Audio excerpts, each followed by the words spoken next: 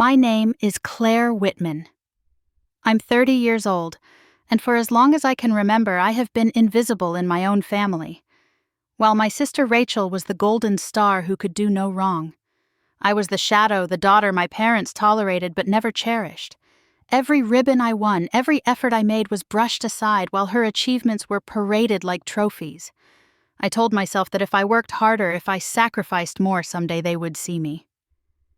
But the breaking point came a week before her wedding in Kansas City, when my father looked me in the eye and said the greatest gift I could give my sister was to disappear forever.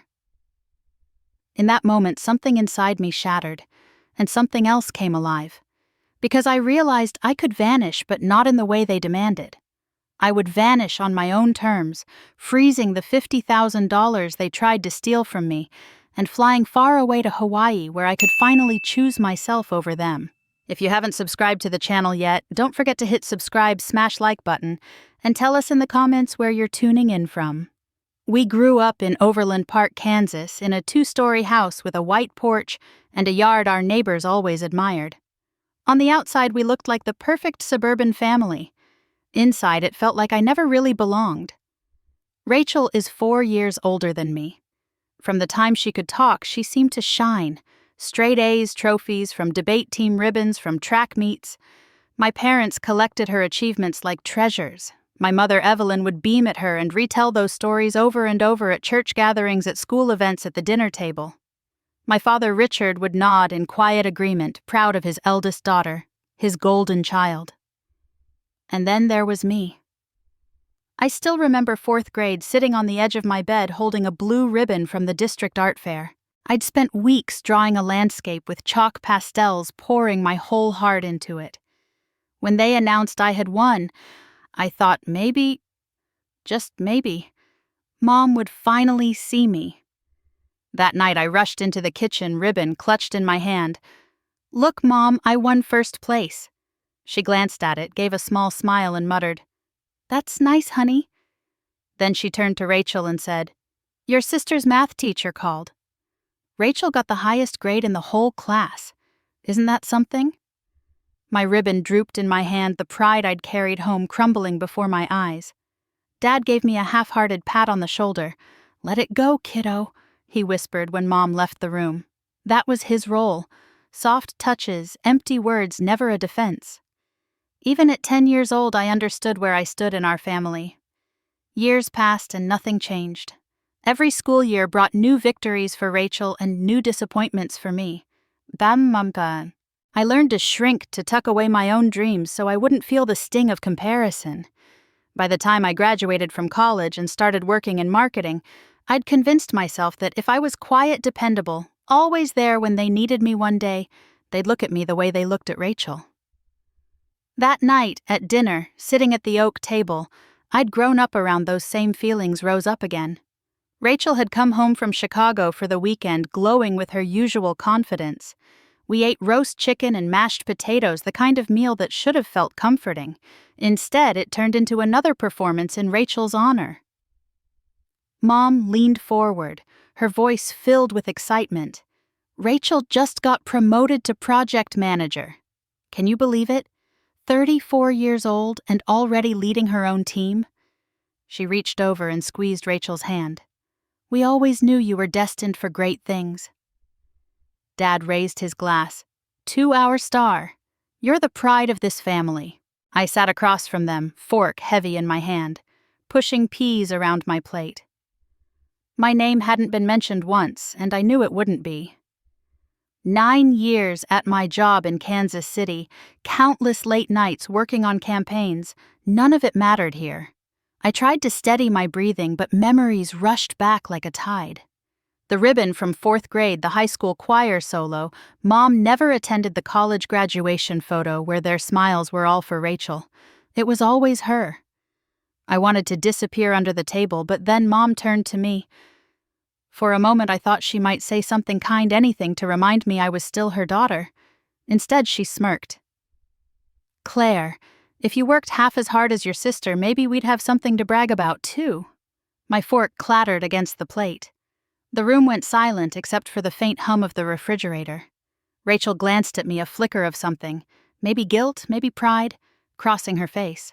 She tucked a strand of hair behind her ear and looked away, lips curving into a small, self-satisfied smile. I forced myself to swallow to keep my expression blank, but inside something twisted sharp. I was 30 years old and nothing had changed.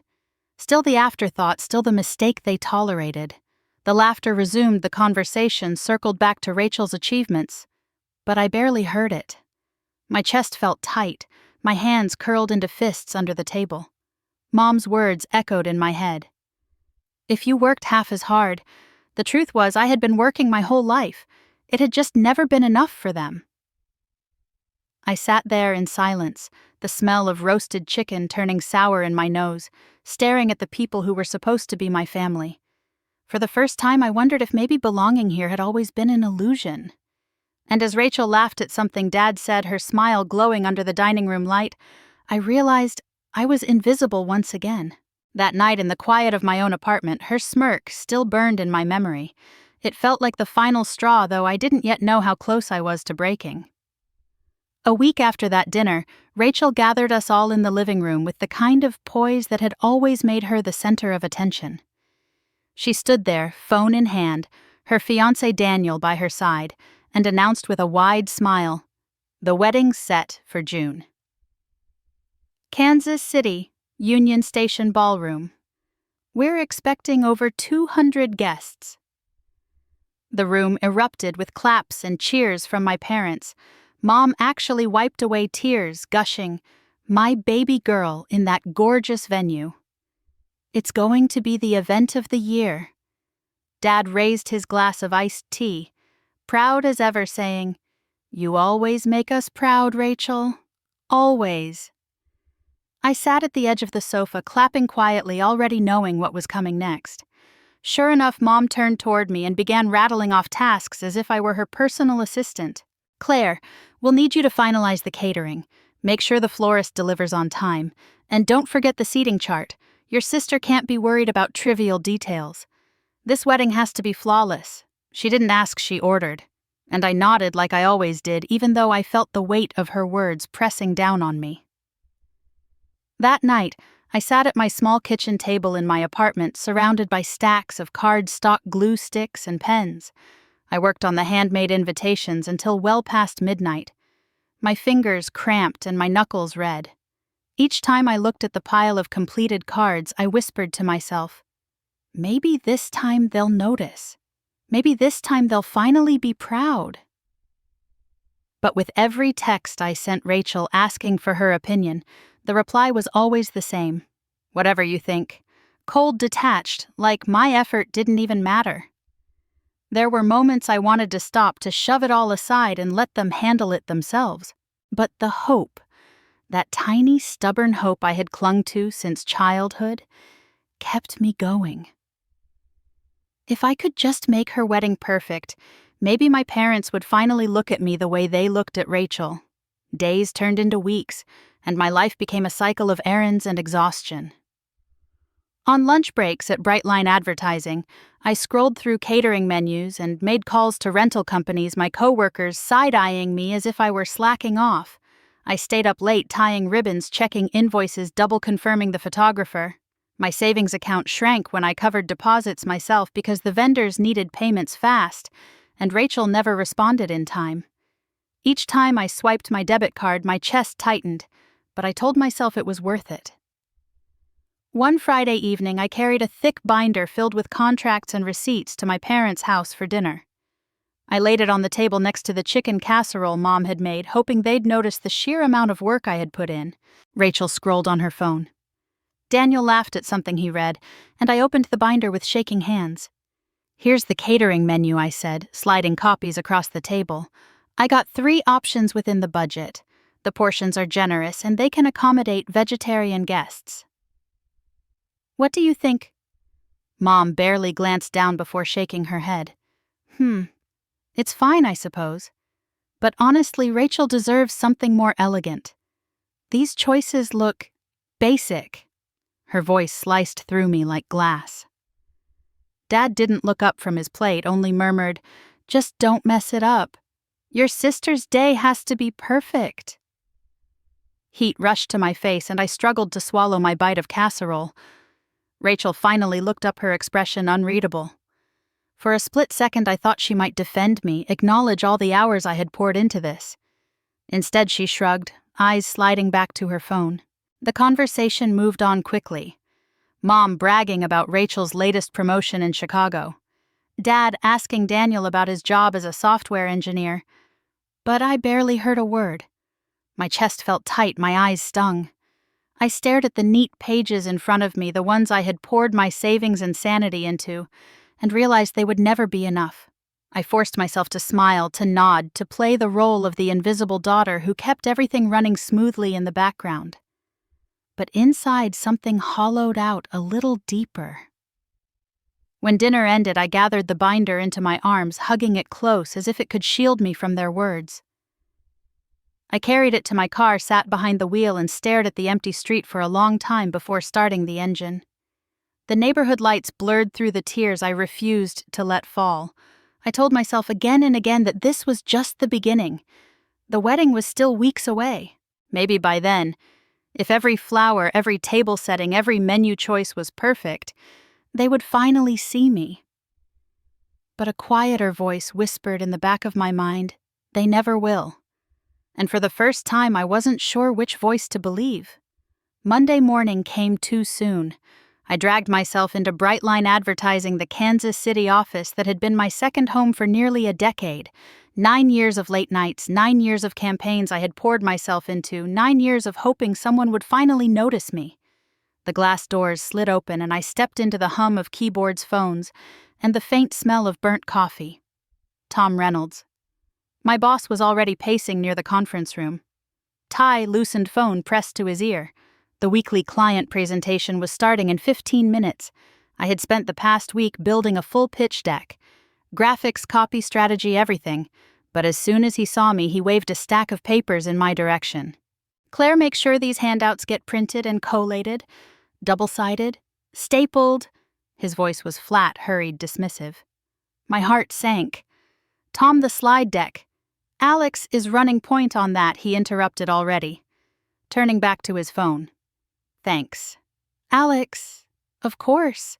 The golden boy 2 years out of grad school who had somehow charmed his way into every spotlight.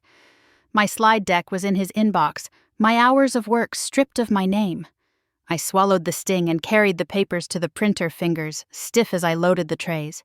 The machine whirred and clicked, spitting out pages that felt like pieces of myself.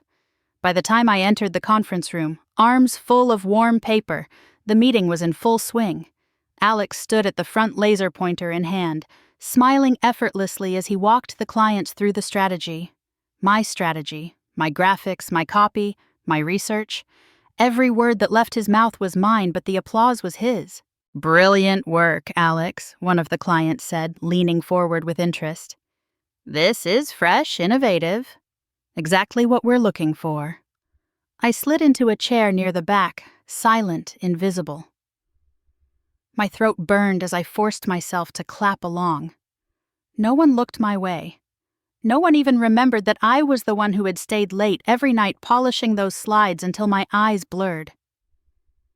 When the meeting wrapped up, the clients shook hands, smiling, and left with their folders. The team clustered around Alex, congratulating him. I gathered the leftover handouts, stacking them neatly, listening as someone whispered just loud enough for me to hear. "She's like a ghost around here, always working, never seen."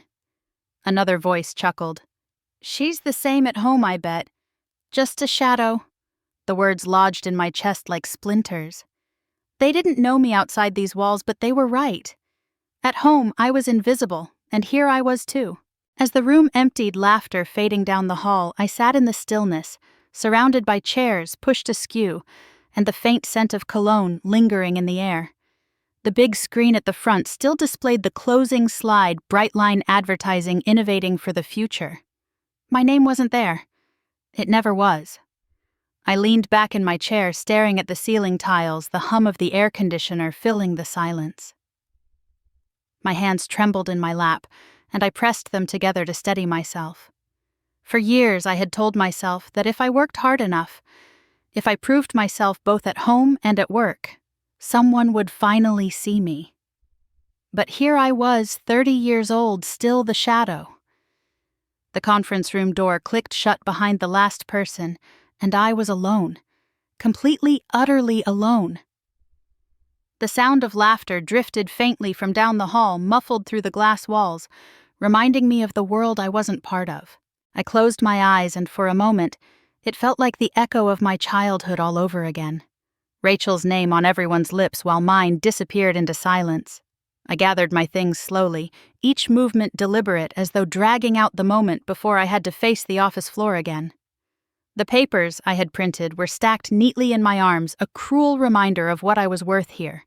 Not the ideas, not the voice, just the errands. As I stepped out into the corridor, the buzz of conversation carried on without me. I slipped past the clusters of coworkers unseen, unheard the hum of their voices like static in my ears. When I reached my desk, I sank into my chair, staring at the glow of my computer screen. 9 years. 9 years of giving them everything I had, and I was still nothing more than a pair of hands behind the printer. I clicked open my inbox, saw Alex's name attached to a flood of congratulatory emails, and forced myself to close it again. My chest ached. My jaw clenched, and I whispered under my breath, "I'm tired of being invisible." The words hung in the air, soft but heavy, as if they belonged to someone braver than me. And yet, for the first time, I let myself believe them. I shut my laptop and sat back, letting the office noise wash over me. Somewhere down the hall, another round of laughter broke out, and I realized just how hollow this place felt. In that empty conference room, in the echo of that laughter, something inside me began to shift. The boxes dug into my arms as I pushed the front door open with my shoulder, the sweet smell of roses and lilies clinging to my jacket. It was only a week before the wedding, and I had driven across town to deliver the centerpieces myself, afraid a florist's driver might get something wrong. My back ached from lifting, my hands were raw from ribbon ties, but I told myself it would all be worth it if everything looked perfect. I set the boxes down in the living room one by one until only a single carton remained in my trunk. When I came back inside, Mom was already circling the stacks like a hawk. She tugged at the tape on one box, pulled out an arrangement, and immediately began inspecting it with sharp eyes. "Where's the last one?" she demanded. I blinked, caught off guard. "What do you mean I brought them all?" Her voice cut through me. "No, Claire. You're missing one. The order was for 20. I only count 19. My chest tightened as I turned toward the door, suddenly doubting myself. Had I really left one behind at the florist? After weeks of sleepless nights and endless lists, I was exhausted enough to believe it. "Maybe it's still in my car," I muttered, fumbling for my keys, but Mom's tone grew sharper. "You did it again. You've ruined it. Rachel deserves a perfect wedding, and you can't even manage something this simple." The words landed like stones. My face burned as I turned back to her. "It was one box. I can fix it. I'll call the florist right now." Dad entered from the kitchen, his expression hard, his voice flat. "The greatest gift you could give your sister is to disappear before the wedding. Permanently." I froze. His words were deliberate, like a sentence handed down by a judge. My breath caught in my throat, my hands trembling around my keys. For years I had begged for scraps of approval, but this was a dismissal of my very existence. Rachel leaned against the wall, phone in hand. She didn't protest. She didn't say a word.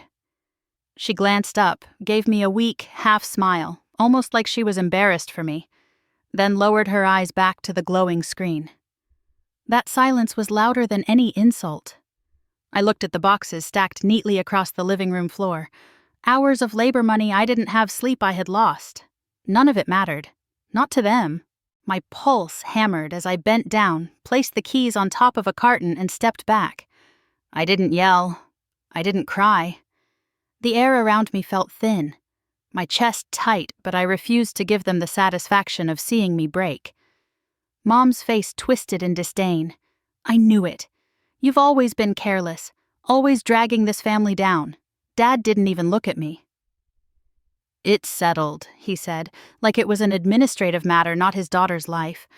I stood there for one long, suffocating moment, the smell of flowers mingling with the sour taste in my mouth.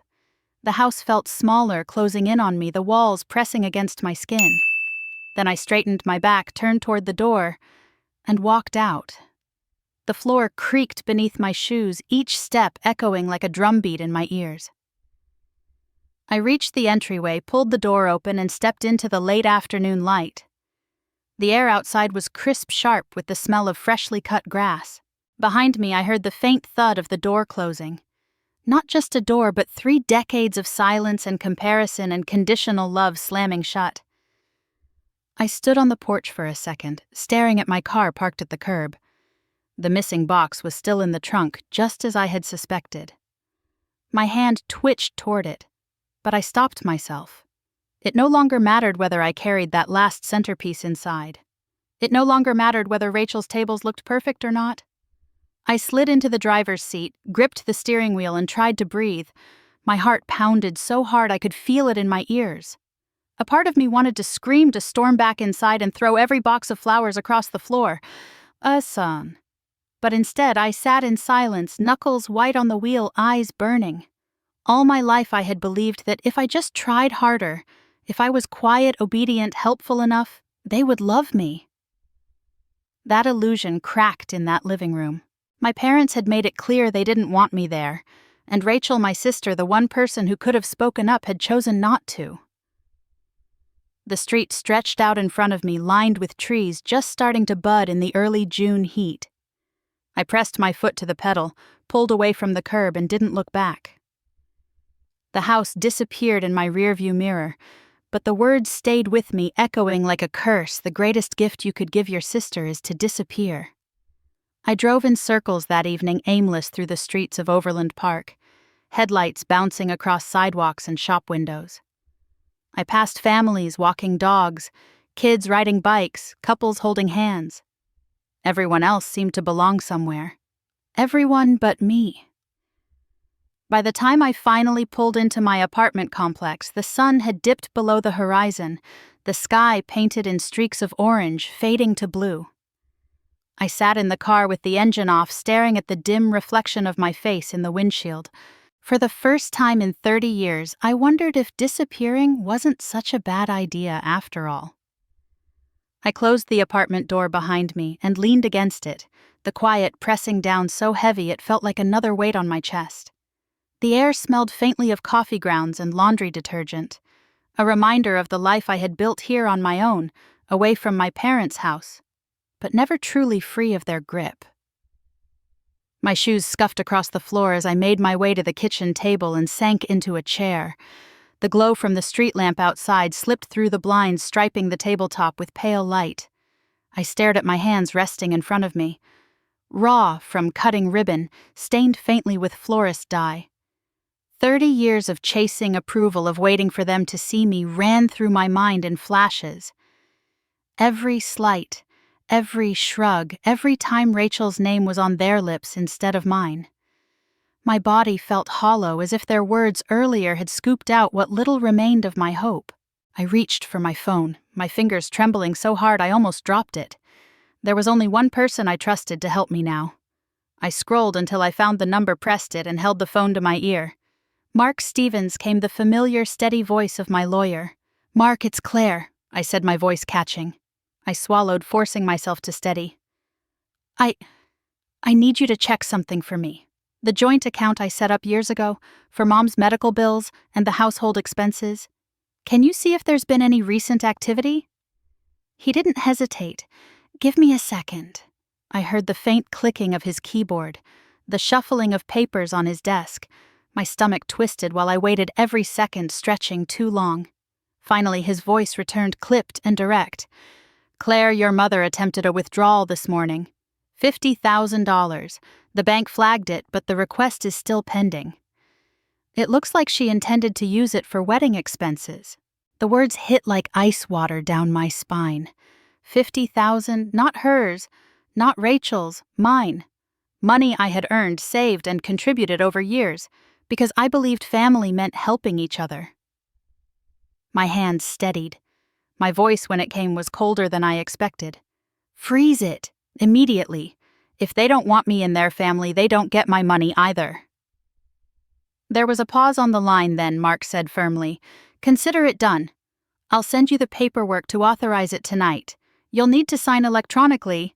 Send it, I said. My chest rose and fell with something I hadn't felt before. Resolve. Minutes later, my laptop glowed on the kitchen table, the email from Mark open. I scrolled through the legal jargon, skimmed the sections about account access, then reached the signature box. My hand hovered over the trackpad for a long moment. For years, my choices had been shaped by fear. Fear of losing what little connection I had to my parents. Fear of being the outcast. Fear of never being enough. Now that fear felt different. It had sharpened into something stronger. I pressed my finger against the pad and signed. The line appeared on the screen, neat and final. My heart thudded once hard. I leaned back, staring at it, letting the reality settle in. I had taken something back that was mine. I exhaled long and shaky, then shut the laptop. My hands no longer trembled. The silence in the apartment no longer pressed down on me. It lifted just slightly, as though the walls had given me space to breathe. I poured myself a glass of water, sipped, and let my shoulders relax. Sadness still lingered heavy and dull in my chest, but beneath it was a current of something new. Strength. For the first time in my life, I wasn't waiting for them to decide my worth. I had drawn the line myself. I walked over to the window and pulled the blinds open. The night stretched out beyond the glass, the city glowing with streetlights and passing cars. For years I had thought that house, that family was my anchor, but maybe it had only ever been a chain. As I stood there watching the headlights move across the dark streets below, I realized what I had done tonight wasn't just about money. It was about survival, and survival for me meant finally learning how to let go. I turned off the lamp, leaving the apartment in shadow, and sat quietly until the weight of the day slipped into the stillness around me. The morning light crept across my apartment floor, highlighting the half-empty boxes I had scattered around the living room. I stood there barefoot, arms folded, staring at the life I had built in Kansas City, reduced to piles of things I didn't even want anymore. For years I had convinced myself this one-bedroom condo was proof of independence, proof that I could survive on my own even if my parents barely acknowledged me. Now it felt like another cage, one I couldn't get out of fast enough. I called the real estate agent just after 8. My voice was steady even though my heart pounded.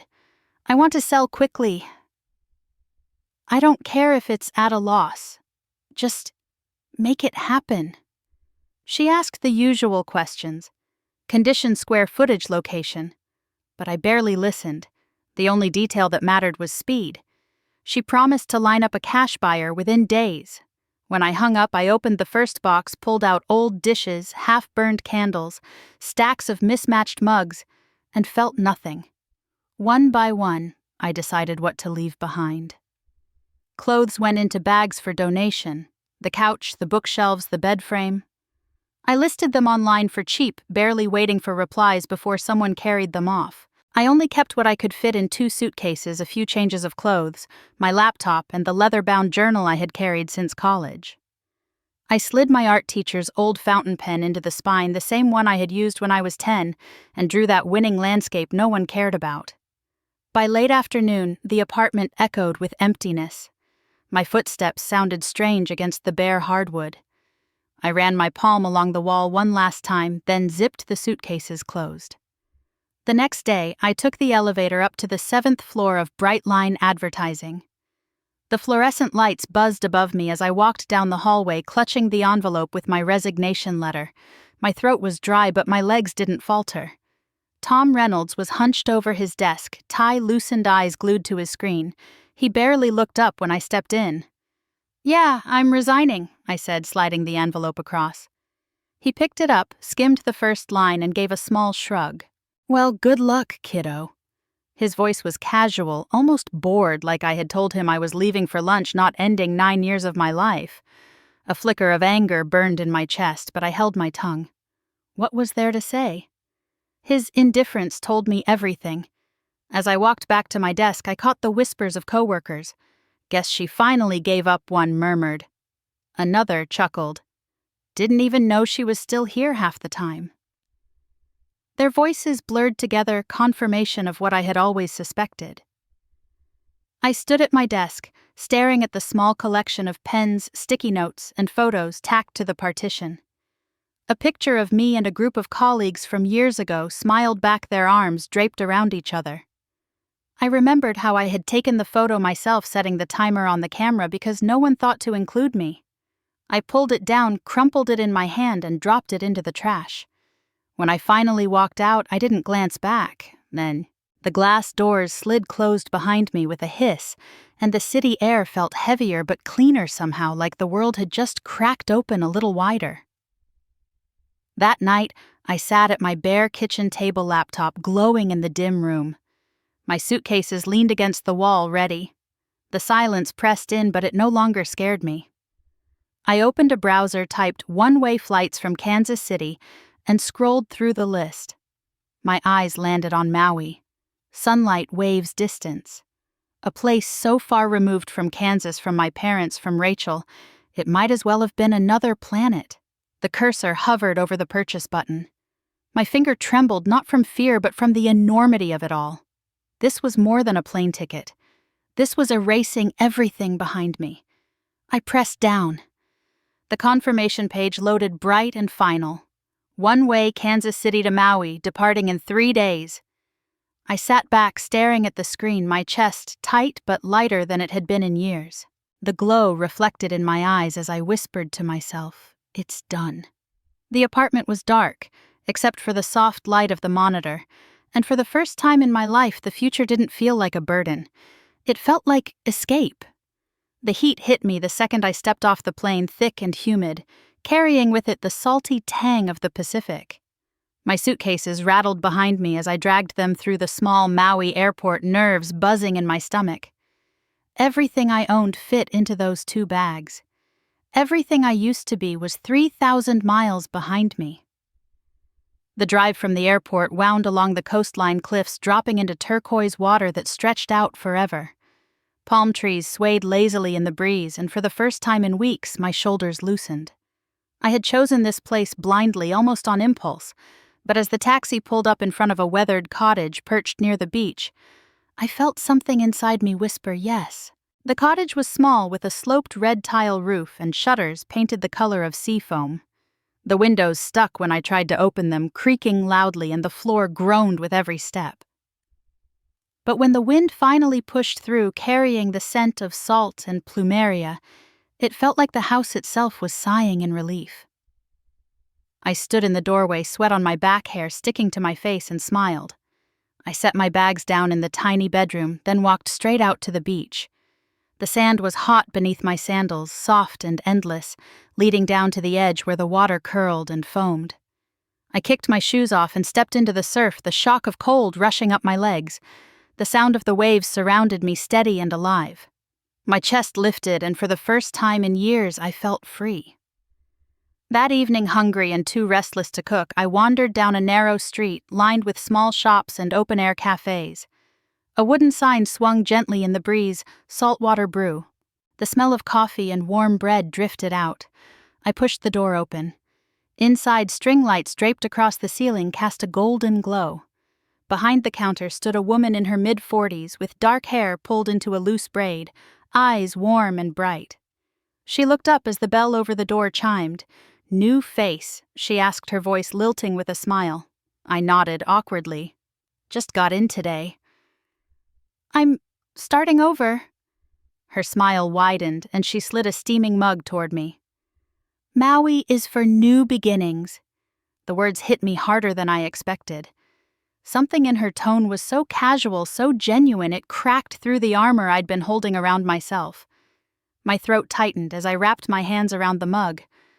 "I'm Maria," she said, leaning against the counter. "And you are Claire," I answered softly, as if testing the sound of my own name in this new place. "Well, Claire," she said, tilting her head. "You picked the right island." "You'll see." I sipped the coffee, its bitterness grounding me. For the first time since leaving Kansas, someone had looked at me without judgment, without expectation, just welcome. I tried to thank her, but the words tangled with the tears rising in my chest. A laugh slipped out instead, shaky and wet, and I pressed the back of my hand to my eyes. Maria didn't flinch. She just handed me a napkin and said, "Happens to all of us who land here." And there, in that little cafe filled with the smell of roasted beans and ocean air drifting through the open door, I let myself laugh through the tears, the sound strange and broken but real. For the first time in a long time, I felt like I had stepped into a place where I wasn't invisible, where maybe, just maybe, I could start again. The fan in my cottage buzzed softly overhead as I curled up on the couch with my laptop. The night outside was quiet except for the waves crashing against the shore, a rhythm I was starting to depend on. I clicked open a community page from my hometown, more out of habit than curiosity. What I saw made my stomach twist. In bold letters, my mother's name stared back at me. My daughter abandoned us, stole family money, and ruined her sister's wedding. The words glared from the screen, a public accusation for anyone in Overland Park to read. Below the post, comments stacked higher by the minute. Strangers I barely knew wrote things like, "What a disgrace. How could she do that to her family? Ungrateful." Some added their own stories as if they had been waiting for an excuse to drag me down. And there, right beneath the original post, was my father's comment, "We trusted her, and she betrayed us." My throat closed up. Betrayed, I had spent years holding that family together, with invisible stitches. And this was how they painted me. As a thief, a villain, an outcast. I scrolled further. Heart pounding. Rachel's name appeared in my inbox. The subject line was simple. "You didn't have to leave like this." The message inside was worse. "Claire, you could have stayed. You didn't have to abandon us. This isn't the way." I dropped my head into my hands. Abandon them. After all the years I gave, after all the hours I poured into her wedding, Rachel still called me the one who left. She hadn't spoken up when Mom told me to disappear, but now she had the nerve to ask why I walked away. Hot tears pricked my eyes. I grabbed my phone and scrolled to Mark Stevens's number. He picked up on the second ring, his voice steady.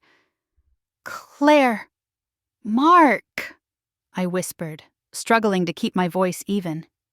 "Please tell me. Tell me they didn't get it. The account. Did they touch the money?"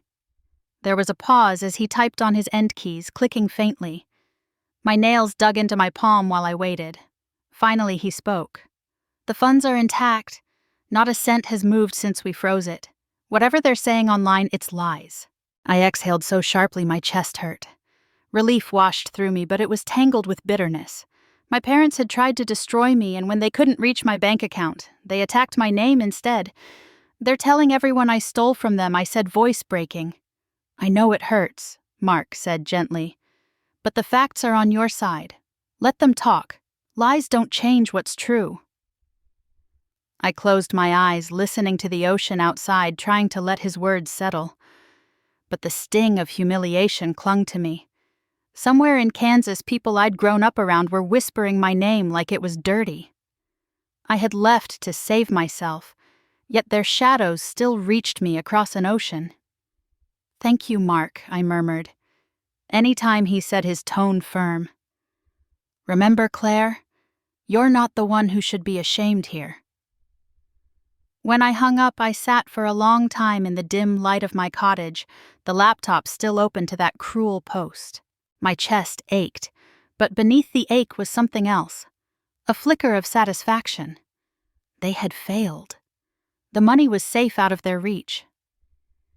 I let out a shaky breath and leaned back, wiping my face with the heel of my hand.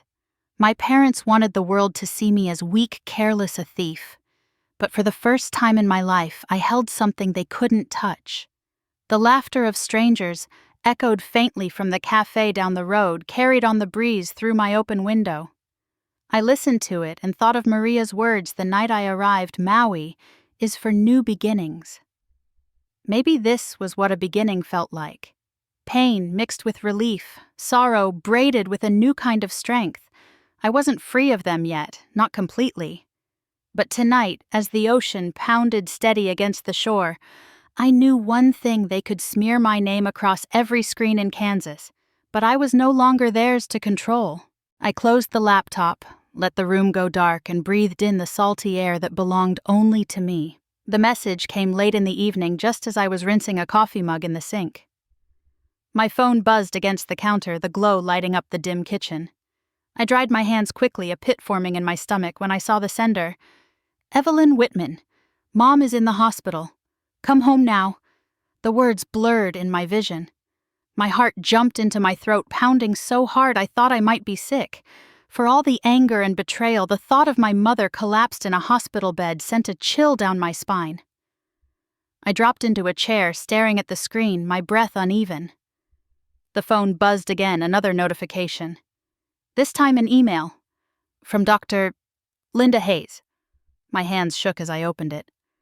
Claire, I'm writing to assure you that your mother is stable. She was admitted due to emotional stress, not a life-threatening condition. She is resting and will be discharged soon. I let out a long, shaky breath and pressed the heel of my hand against my forehead. So it was a trick. Another attempt to pull me back into the place I had finally escaped. I scrolled further down and saw a new message waiting in my inbox. Rachel, I'm sorry. Mom and Dad went too far. I know you feel hurt, but please don't cut us out completely. We're still family. I stared at the words until the screen dimmed, then tapped it awake again, unable to stop myself from rereading. She was apologizing, yes, but it was coated in guilt-laced pleading. Rachel, who had stood silent while Mom told me to disappear, who had smirked instead of speaking up. Now she wanted me to believe she was on my side. The phone vibrated in my hand this time with an incoming call. The name lit up the screen like a brand seared into my skin. Mom. I froze, staring at it. The room felt smaller, the air thick and heavy. My thumb hovered over the green button. For 30 years I had answered every demand, every order, every cutting remark. Answering was automatic, the reflex of a daughter still chasing scraps of love. The phone rang once, twice, 3 times. I imagined her voice on the other end, sharp and commanding even from a hospital bed. Claire, you need to come. You owe us this. I imagined myself folding, booking a ticket, showing up at her side like I always had. The ringing grew louder in the silence. My chest tightened. Sweat pricked my palms. I thought of the night Dad told me to vanish, of Rachel's smirk, of Mom's public lies about me stealing from them. I thought of the ocean outside, steady and free, waiting just beyond my cottage walls. The call kept flashing, demanding. My thumb trembled once more, then I pressed the red button. The sound cut off instantly. Silence. The screen went dark. For a moment I couldn't breathe. My heart raced, my body shaking as if I'd stepped off a cliff. But slowly, a different feeling unfurled in my chest. Not fear, power. For the first time in my life, I had chosen not to let her voice control me. I set the phone face down on the table, pushed it away, and leaned back in the chair. The waves outside carried on their rhythm, calm and relentless. I closed my eyes, letting the sound drown out everything else. I knew the messages would keep coming, that the guilt would try to creep back in. But tonight I had drawn a line. I wasn't going back. Not this time. The mornings in Maui began to take on their own rhythm. I'd wake to the sound of waves hitting the shore, the salty air drifting through the loose shutters of my cottage. Instead of rushing to an office where my name didn't matter, I sat at the small wooden table with my laptop, sipping coffee and opening emails from small businesses who needed help. A bakery on the island wanted a new logo. A yoga studio needed a social media campaign. None of it was glamorous, but every dollar that hit my account came with my name attached, not stolen by someone else. The first time I saw my design live was on a cafe sign down the street. The owner, a man named Keone, clapped me on the back and said, "You did this! Customers notice already." His pride felt real, not performative, and it jolted something inside me. I smiled so wide my cheeks hurt. Maria became my anchor. She waved me over whenever I stepped into saltwater brew, sliding a muffin across the counter, even if I hadn't ordered one. On the house, she'd say with a wink. One evening, she introduced me to her circle of friends: teachers, artists, shop owners, people who laughed easily and asked me about my life without comparing me to anyone else. "This is Claire Maria," said, patting my shoulder. "She's new here, but she's already helping businesses get noticed." Their eyes lit with genuine interest. I felt my throat tighten, the old reflex to deflect or downplay. But instead, I lifted my chin. "I'm Claire," I said, steady and sure. "I'm a marketing consultant." The words surprised me. Not assistant, not background support. A consultant. My own title earned and true. At a community event the following weekend, I stood on the porch of a restored plantation house strung with lanterns, the night humming with music and chatter. Maria nudged me toward a group gathered near the stage. "Go on," she whispered. "Introduce yourself." My palms sweated, but I stepped forward. When the host handed me the microphone, I felt dozens of eyes on me. Memories of Kansas surged, sitting silent in meetings, while Alex took credit, my mother's sharp voice cutting me down my father's cold silence. For a split second, I thought I might choke. But the words came. "Hi, I'm Claire Whitman," I said, voice carrying into the night air. "I work as a marketing consultant here on the island. I help small businesses tell their stories." Applause rose warm and unforced. People smiled, nodding, clapping for me. For me? Heat filled my chest, not from shame, but from something close to joy. I caught Maria's proud grin in the crowd and laughed, the sound spilling out unguarded. In that moment, I wasn't the shadow of a sister. I wasn't the invisible employee. I wasn't the disappointment at a family dinner table. I was simply Claire, standing in the glow of lantern light, receiving applause that had nothing to do with Rachel or anyone else. For the first time, I let myself believe that maybe I was enough. The tide had crept higher by the time I settled into the sand, knees drawn to my chest, the late sun staining the water a deep gold. My notebook lay open across my lap, its pages fluttering in the breeze. I had brought it with me countless times over the years, scribbling marketing notes or doodles, but tonight it felt heavier, as though it was waiting for something permanent. My phone buzzed beside me. The glow on the screen lit up a name I could never escape: Evelyn Whitman. "We are family. Come home." Just 5 words, but they landed like stones on my chest. My thumb hovered above the screen. For 30 years, those words, family, home, had been the bait, the rope I always clung to, even when it burned me raw. My chest tightened, my heart pushing against my ribs as if trying to break free. For a long moment I stared at it, imagining her voice in my ear, sharp, demanding, impossible to resist. A part of me wanted to believe that maybe this time was different, that maybe she meant it, but the memories surged back, her dismissing my ribbon at age 10, her sneer over a missing box of flowers, her lies about me stealing. Every scar spoke louder than the text on that screen. My thumb pressed the red button. The message disappeared. The silence afterward was louder than any ringing. I opened my notebook and set the pen to the page. My hand shook once before steadying. I wrote slowly, deliberately, each letter an anchor. Blood doesn't define family. Respect does. The words stared back at me, black ink, on white paper, final and irrevocable. For years, I had tried to earn respect from people who never intended to give it. Tonight, I claimed it for myself. A cool gust swept in from the ocean, lifting strands of my hair across my face. I closed my eyes and breathed deep, letting the salt sting fill my lungs. The water roared against the rocks, steady and relentless, like a reminder that life moved on, whether I stood still or not. I looked back at the notebook, at the line I had just written. My chest loosened, not in joy exactly, but in something steadier, a kind of peace that came from truth, even if it hurt. I pressed the book closed, held it against my knees, and let the sound of the waves carry me into the darkening night. The horizon burned with shades of orange and violet as the sun sank lower. the ocean catching every flicker of light like shards of glass scattered across the water. I walked barefoot along the sand, each step sinking into the cool surface, the tide pulling at my ankles. The air smelled of salt and hibiscus, and for the first time in years I felt my body unclench. I found a flat rock at the edge of the beach and sat down, hugging my knees as the waves rolled in. My cottage was behind me, lights glowing faintly through the palms, but I didn't need walls right now. I needed the sky, the water, the openness that reminded me of everything I had reclaimed. For weeks I had carried the weight of Kansas like a chain. My mother's voice, my father's cold silence, my sister's indifference. Their words had followed me across the ocean, whispering that I was selfish, careless, unworthy. Tonight those whispers finally felt distant, drowned out by the roar of the sea. I tilted my head back and let the breeze brush across my face. I realized that I hadn't left to punish them. I hadn't frozen the accounts or walked away to make them suffer. I had done it because survival sometimes meant escape.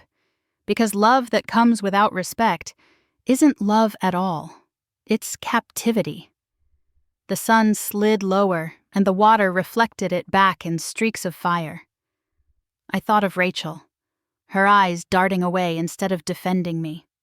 I thought of Evelyn typing lies for the whole world to see, and Richard saying nothing at all. For years I had believed their approval was the price of my worth. But sitting here watching the day surrender tonight, I knew better. My worth had never belonged to them. A laugh rose in my throat, soft and surprised. It carried on the wind, mingling with the sound of the surf. I closed my eyes and smiled, not because everything was perfect, but because I finally understood freedom wasn't about being seen by others. It was about choosing to see myself. The first stars appeared, faint pinpricks in the indigo sky. I picked up my journal, the leather worn smooth under my fingers, and opened to a fresh page. My pen moved slowly, steady lines forming across the paper. I didn't disappear to vanish. I disappeared to live. I underlined the word live and sat back, the sound of the waves answering me. Somewhere back in Kansas, the wedding was long over. The flowers I had arranged had wilted, the photographs already tucked into albums, the gossip probably fading into new scandals. Maybe they still told the story of the daughter who betrayed them. Maybe they always would. But here, none of that mattered. The ocean didn't ask me to be perfect. The sand didn't compare me to anyone else. And the strangers who had welcomed me on this island had offered something my own family never had: simple kindness. I let the journal rest on my lap and looked out at the last sliver of sun sinking into the horizon. My heart beat calm, steady, no longer begging for love in places it would never exist. I stood brushing sand from my legs and turned toward the cottage lantern light spilling warm across the porch. With each step I felt lighter, as though the tide itself was carrying away the pieces of me that had once been shackled by their voices. At the door I paused and looked back at the sea, its surface now dark and endless stars scattering across it like secrets finally set free. I whispered into the night more to myself than anyone else. Respect is love, and respect is the only family I need. If you've ever felt invisible, if you've ever sat at a table where your name was never spoken, remember this: choosing yourself is not selfish. It's survival, and sometimes survival is the very first step toward peace. If you've ever lived in someone else's shadow, know that you deserve your own light. Tell me, have you ever walked away from something that was breaking you? Share your story. I want to hear it. And if this resonates, stay with me, because there are more stories, more voices, and none of us are as alone as we think.